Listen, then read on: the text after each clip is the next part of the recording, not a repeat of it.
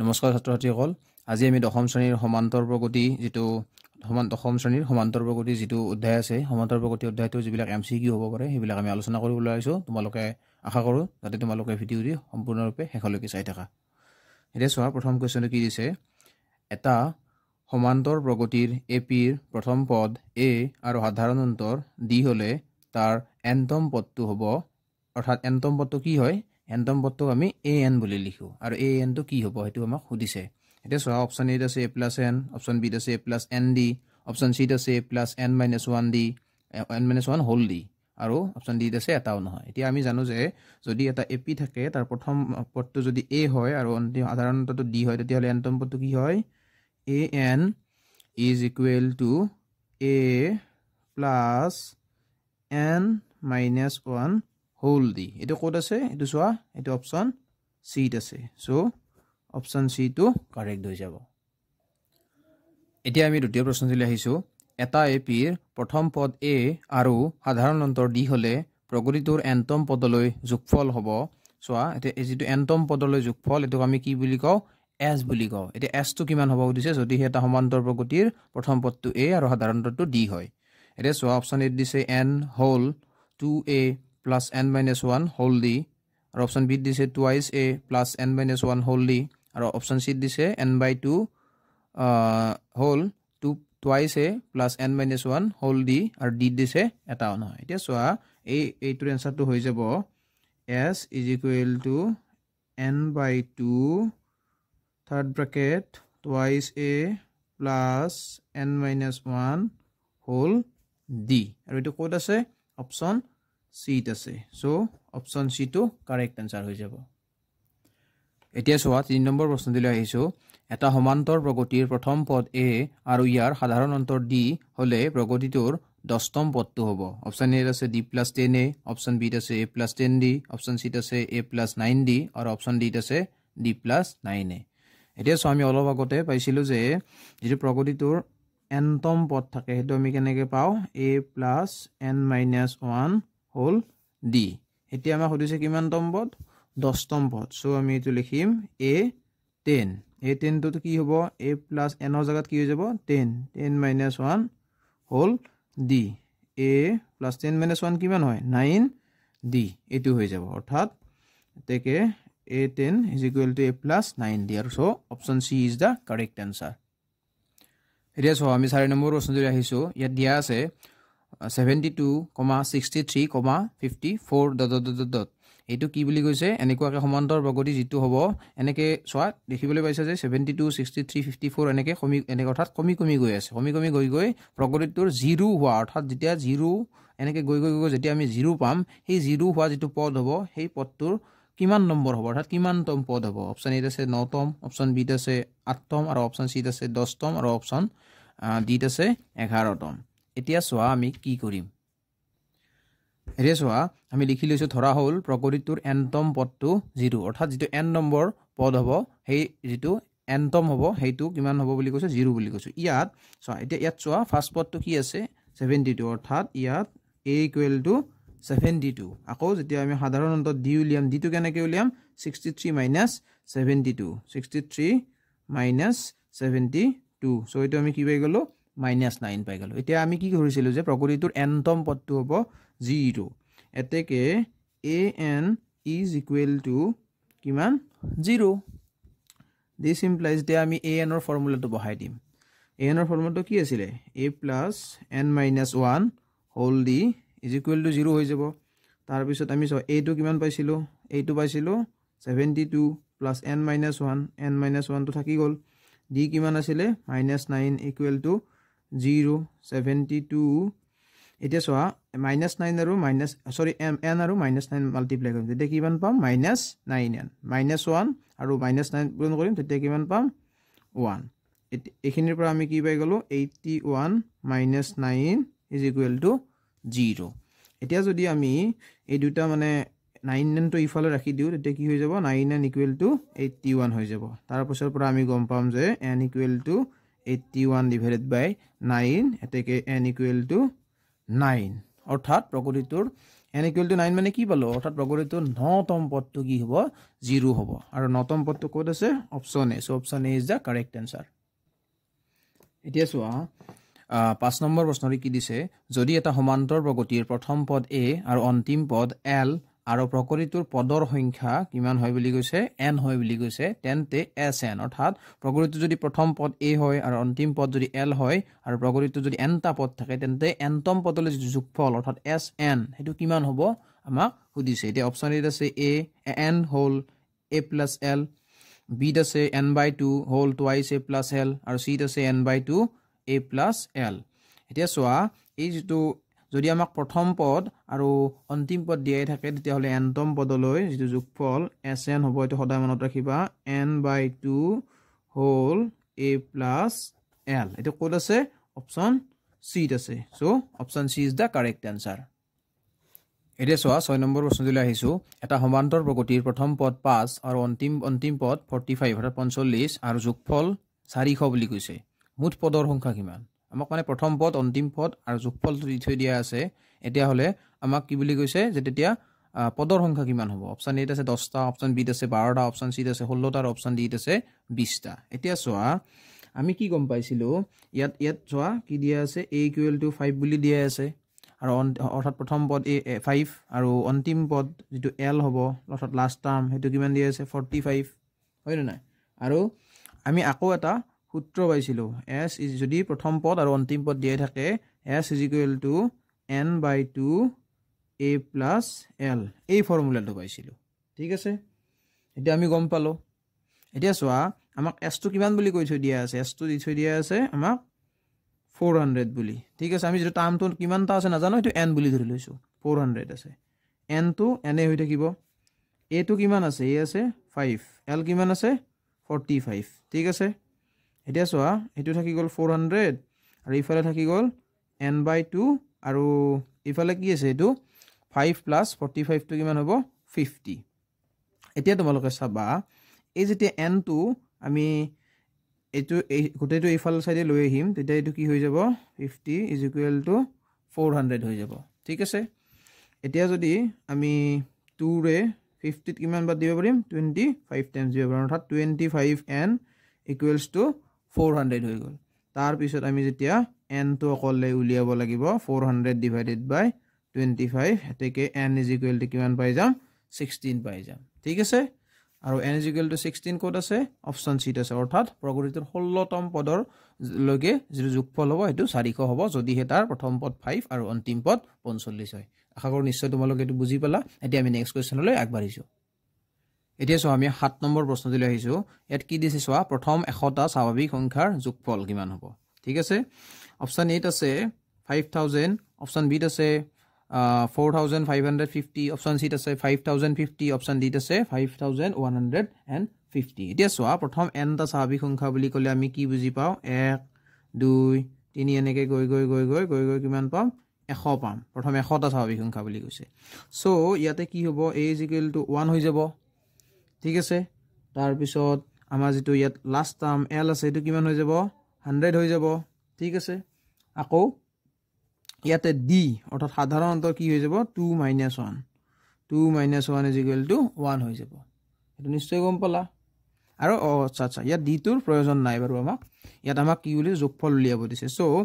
কিমান n টো কিমান আছে n কিমান আছে n টো আছে যেটো 100টা স্বাভাৱিক সংখ্যা বুলি কৈছে n টো হ'ব 100 এতেকে আমাক s100 টো কি হৈ যাব চোৱা s100 টো হ'ব 100 / 2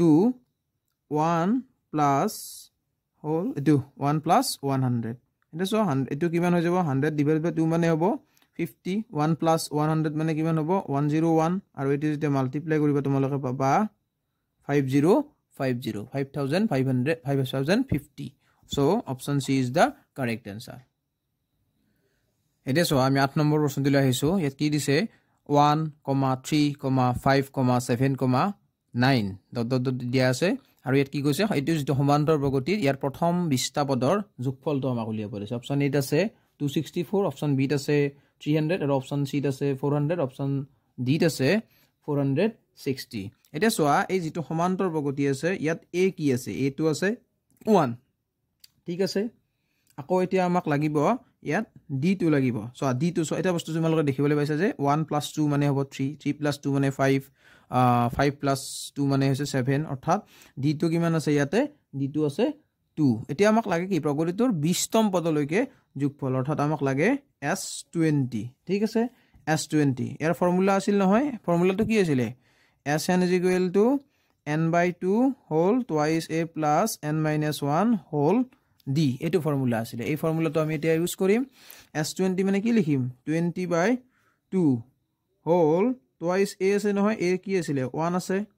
plus n - 1 অৰ্থাৎ n - 1 মানে কি হ'ব n মানে হ'ব 20 আৰু d টো কিমান আছে 2 আছে ঠিক আছে এটা সোয়া 20 / 2 মানে আমি কিমান পাম 10 পাই গলো ইয়াত 2 * 2 2 * 1 মানে 2 প্লাস এটু মানে হ'ব 19 * 2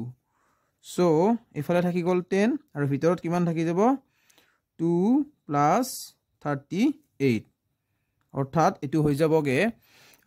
10 * 40 so the answer is 400 so 400 answer to ক'ত আছে 400 আছে option C so option C is the correct answer এতিয়া সোয়া 9 নম্বৰ প্ৰশ্নতে আমাক কি দিছে 2, 7, 12 ... যেটো দি থৈ দিয়া আছে এটো সমান্তৰ প্ৰগতিৰ এই সমান্তৰ যেটো প্ৰগতি আছে সমান্তৰ প্ৰগতিৰ 10তম পদটি নিৰ্ণয় কৰিব দিছে আৰু 8 অপচন 8 আছে 45 অপচন বি আছে 47 অপচন সি আছে 49 আৰু অপচন ডি আছে 51 এটা সোয়া যেটো সমান্তৰ প্ৰগতি আছে ইয়াৰ এ কি হ'ব এ হৈ যাব 2 আৰু ইয়াত সোয়া 2 + 5 7 7 + 5 12 অৰ্থাৎ ইয়াত ডি যেটো আছে এটো কি ডি টো কেনেকৈ উলিয়াম আমি 7 - 2 = 5 এটা আমাক কৈছে যে 10তম পদটি নিৰ্ণয় কৰা অৰ্থাৎ আমাক লাগে a10 টো লাগে ঠিক আছে a10 টো আমি কেনেকৈ উলিয়াম আমি সূত্ৰটো কি আছিল a + n - 1 whole d অৰ্থাৎ যেহেতু ইয়াত 10 আছে 10 - 1 whole d n মানে ইয়াত 10 আছে এটা সোয়া a এর ভ্যালুটো কিমান আছিল 2 প্লাস 10 - 1 মানে কিমান আছিল 9 * d মানে কিমান আছিল 5 so 2 + 45 = 47 এতিয়া সোয়া 47 কোড আছে option B so option B is the correct answer ছাত্রছাত্রী হল এতিয়া আমি আহিছো 10 নম্বৰ প্ৰশ্নলৈ ইয়াত কি দিছে সোয়া দুটা অংক বিশিষ্ট সংখ্যাৰ কিমানটা 3 ৰে বিভাজ্য অপশন এ আছে 27টা অপশন সি আছে অপশন বি আছে 30টা আৰু অপশন সি আছে 32টা আৰু অপশন ডি আছে 33টা এতিয়া সোয়া আমাক অলপমান ট্ৰিকি কোৱেশ্চন হয় অৰ্থাৎ ট্ৰিকি মানে কি এনেকুৱা নহয় যে এটো কিবা বহুত বেলেগ এটো অলপমান জাস্ট কনসেপ্টটো লগালে হল যে দুটা অংক বিশিষ্ট সংখ্যা বুলি কৈছে আৰু হেবিলাক কি হ'ব লাগিব 3 ৰে বিভাজ্য হ'ব লাগিব গতিকে এটো অংকটো অলপ মন কৰিবা তোমালোকে আৰু এনেকুৱা এটোই নহয় যে 3 ৰে বিভাজ্য দিছে আজি তোমালোকক 3 ৰে বিভাজ্য দিছে কালিলৈকে এটো 5 ৰে বিভাজ্য বুলি কোৱাটো মানে তোমালোকক অংকটো দি দিব পাৰে গতিকে হেবিলাকৰ কাৰণে প্ৰিপেয়াৰ হৈ থাকিব লাগিব এৰে সোয়া আমি প্ৰথমতে লিখি লৈছো যে 3 ৰে বিভাজ্য দুটা অংক বিশিষ্ট সংখ্যাবোৰৰ প্ৰগতিটো হল সোয়া 3 ৰে বিভাজ্য হ'ব লাগিব আৰু দুটা অংক বিশিষ্ট হ'ব লাগিব আমি জানো যে 3 6 9 এগিটা কো 3 ৰে বিভাজ্য হয় কিন্তু হেগিটা এটা অংক বিশিষ্ট নেক্সট আছিল 10 দুটা অংক বিশিষ্ট প্ৰথম অংকটো আছে 10 10ক 3 ৰে না যায় 11ক 3 ৰে না যায় সো 12 হ'ব 12 15 18 21 এনেকৈ গৈ যেতিয়া আমি কি পাম 96 অৰ্থাৎ 96 আৰু 99 পাম শেষৰটো এতিয়া এইটো হৈ যাব 3 ৰে বিভাজ্য হোৱা যিবিলাক দুটা অংক বিশিষ্ট অংক আছে সেইবিলাক এতিয়া সোয়া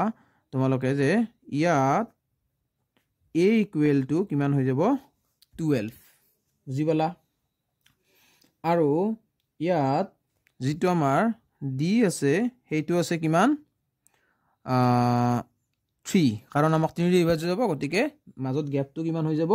3 3 কে থাকি যাব আকৌ ইয়াত আমাক যেটো nতম পদ এটা আমি ধৰি লৈছো ধৰা হল nতম পদ an সমান 99 এটো আমি 99 যেটো নম্বৰ 99 যেটো আছে সেই টাৰ্মটো আমি nতম পদ বুলি কৈছো এতিয়া চাবা আমি nতম পদৰ সূত্ৰ মতে কি পাইছিলো an = a + n - 1 whole d আকৌ an মানে আমি কিমান পালো 99 পালো সো এটো কিমান আছিল এটো আছিল 12 plus n - 1 থাকি গল d টো কিমান আছে ইয়াতে 3 আছে ঠিক আছে 99 থাকি গল 12 প্লাস এটো কিমান হৈ যাব 28n - 3 হৈ যাব এতিয়া আমি এখিনি সিম্পলিফিকেশন কৰিলে হৈ গল 99 equal to 3n 12 minus 3 কিমান হৈ যাব plus 9 হৈ যাব এটা যদি আমি 3n তো ইটো সাথে লৈ আনো 99 minus 9 পাই যাম so 3n equals to কিমান হৈ যাব 90 হৈ যাব তাৰ পৰা যেতিয়া আমি n তো উলিয়াই দিম 90 divided by 3 এতেকে n equal to কিমান পাই যাম 30 অৰ্থাৎ কিমানতম পদ হৈ যাব 30তম পদ হৈ যাব প্ৰগতিটোৰ 30তম পদটো 99 আৰু অপচন বি ত আছে 30তম পদটো সো অপচন বি টো কারেক্ট হৈ যাব ঠিক আছে 11 নম্বৰ প্ৰশ্নটি চোৱা ইয়াত দিছে 10,7,4,. দিয়া আছে সমান্তৰ প্ৰগতিটোৰ 30তম পদটো হল অপচন এ আছে -67 অপচন বি আছে -77 অপচন সি আছে -87 আৰু অপচন ডি আছে -97 এতিয়া চোৱা আমাৰ ইয়াতে এ কিমান আছে এ আছে 10 আৰু ডি কিমান আছে আৰু সাধাৰণ অন্তৰ 7 - 10 এটো যদি কৰো আমি কিমান পাম -3 এতিয়া আমাক লাগে কোনটো 30তম পদটো লাগে অৰ্থাৎ a30 লাগে a30 মানে কিমান হৈ যাব a + 30 - 1 হোল d এটো কিমান আছিল a মানে আছিল আমাৰ 10 10 পাছি দিলো 30 - 1 মানে 29 আৰু d মানে কিমান আছিল -3 এতিয়া চোৱা এটো যদি আমি কৰো 10 plus -87 হৈ যাব ঠিক আছে তাৰ পিছত যদি আমি সিম্পলিফাই কৰো 10 - 87 হৈ যাব আৰু হেকত আমি আনসাৰটো কি পাম -77 so option B is the correct answer এটা চোৱা 12 নম্বৰ প্ৰশ্নটো আহিছে যদি এটা এপি ৰ প্ৰথম পদ 4 হয় আৰু সাধাৰণতৰ -3 অৰ্থাৎ বিয়োগ 3 হয় তেন্তে প্ৰগতিটোৰ পঞ্চম পদটো হ'ব অপচন এ দিছে বিয়োগ 8 অপচন বি দিছে বিয়োগ 11 অপচন সি দিছে 16 আৰু অপচন ডি দিছে 19 এতিয়া চোৱা এপি টোৰ প্ৰথম পদ অৰ্থাৎ a ইকুৱেল টু কিমান বুলি কৈছে 4 বুলি কৈছে d ইকুৱেল টু কিমান বুলি কৈছে -3 বুলি কৈছে আমাক লাগে কোনটো পঞ্চম পদটো অৰ্থাৎ a5 লাগে a5 ইজ ইকুৱেল টু কি হ'ব a + 4d এটো তোমালোকে জানাই কাৰণ মই প্ৰথম ফাৰ্স্ট যদি এমসিকিউ দিছিলো তাতে সূত্ৰটো আছে এটো তোমালোকে লাগে চাই লবা এবাৰ এতিয়া চোৱা a কিমান আছে 4 + 4 * d টো কিমান -3 এতিয়া চোৱা 4 + -12 অৰ্থাৎ 4 - 12 সো এটো হৈ যাব -8 -8 ক'ত আছে অপচন 8 আছে এতিয়া চোৱা 13 নম্বৰ প্ৰশ্নটো আহিছো কি দিছে যদি 4/5, a,